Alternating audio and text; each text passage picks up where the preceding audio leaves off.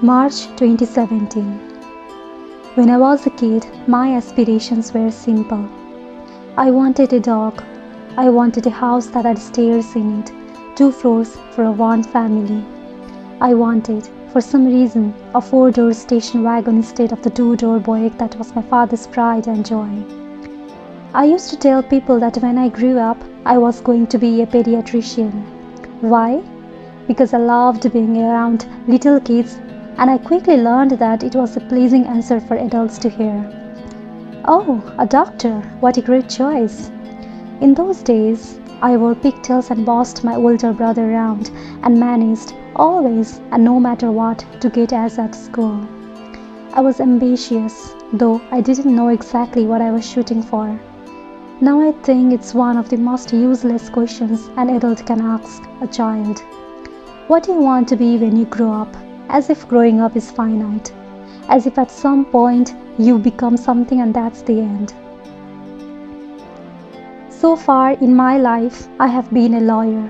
I have been a vice president at a hospital and the director of a non-profit that helps young people build meaningful careers.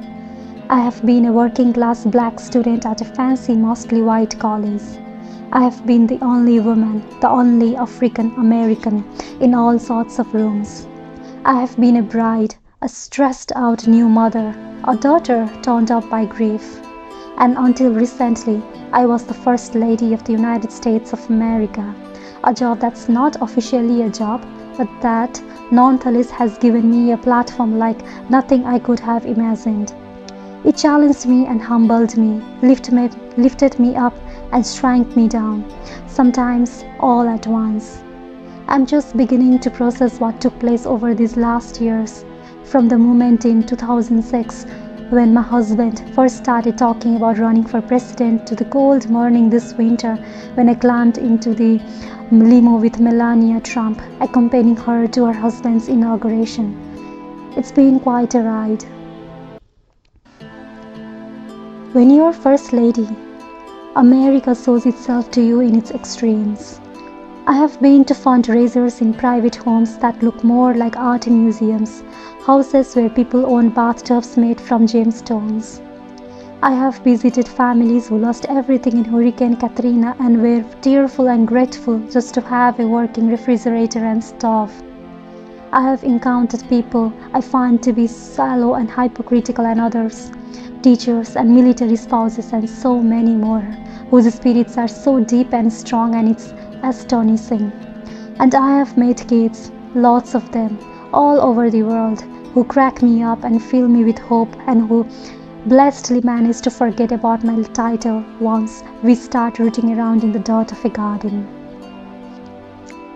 Since stepping reluctantly into public life, I have been held up as the most powerful woman in the world and taken down as an angry black woman.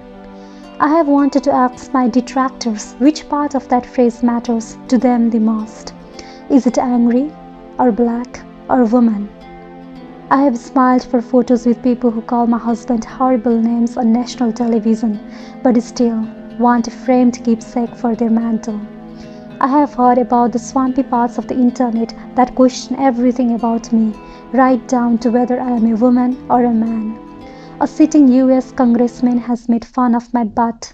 I have been hurt, I have been furious, but mostly I have tried to laugh this stuff off. There is a lot I still don't know about America, about life, about what the future might bring, but I do know myself. My father, Fraser, taught me to work hard, laugh often, and keep my word.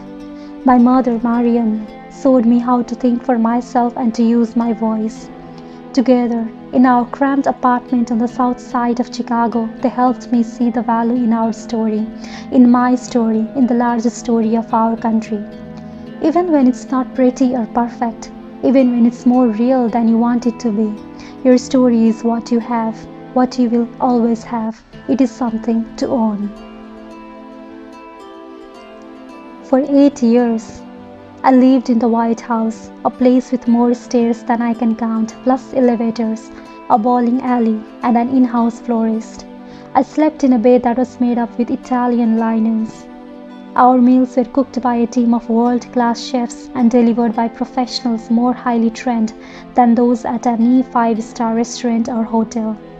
Secret Service agents, with their earpieces and guns and deliberately flat expressions, stood outside our doors, doing their best to stay out of our family's private life. We got used to it, eventually, sort of, the strange grandeur of our new home and also the constant quiet presence of others. The White House is where our two girls played ball in the hallways and climbed trees on the south lawn. It's where Barack sat up late at night poring over briefings and drafts of speeches in the treaty room, and where Sunny, one of our dogs, sometimes pooped on the rug.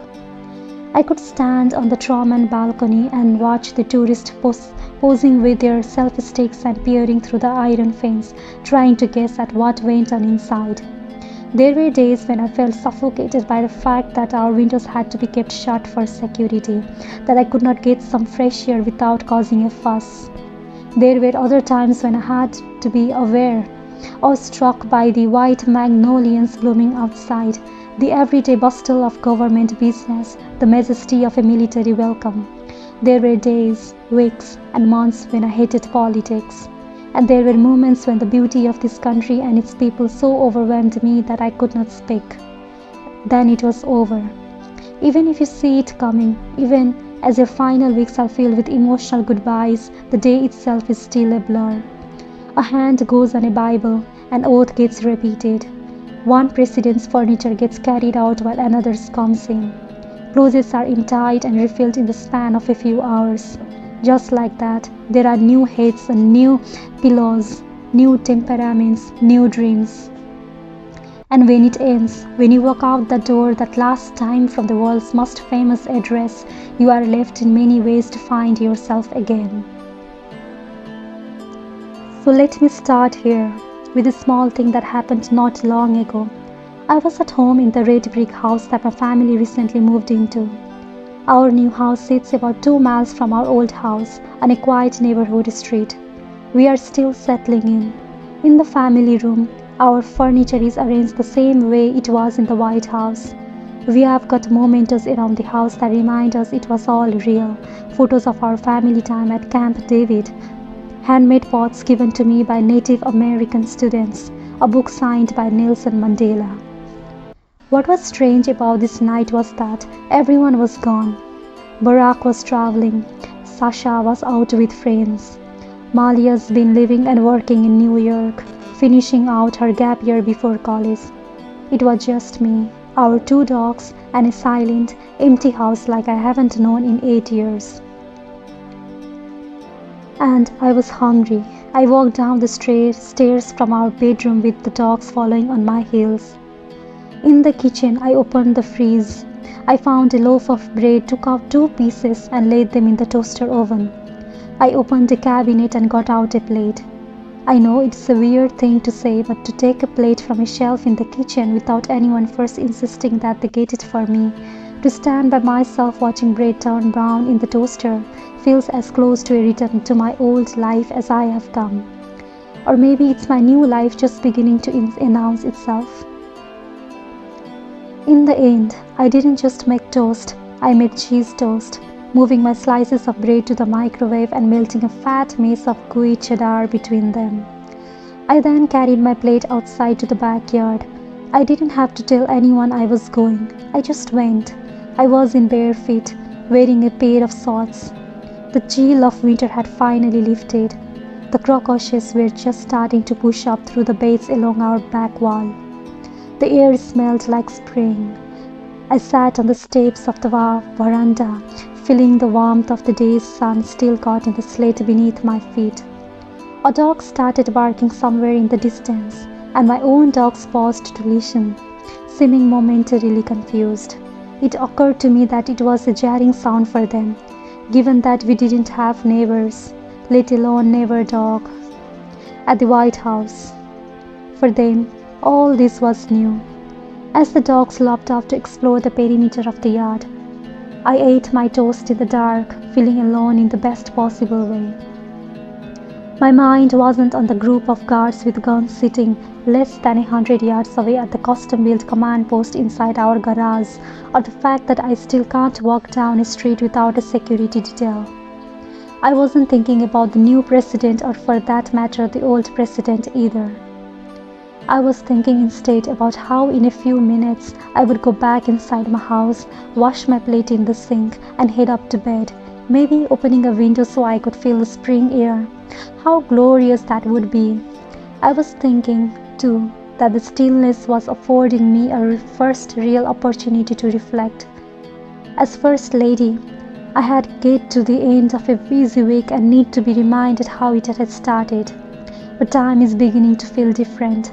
My girls, who arrived at the White House with their Polly Pockets, a blanket named Blanky, and a stuffed tiger named Tiger, are now teenagers, young women with plans and voices of their own.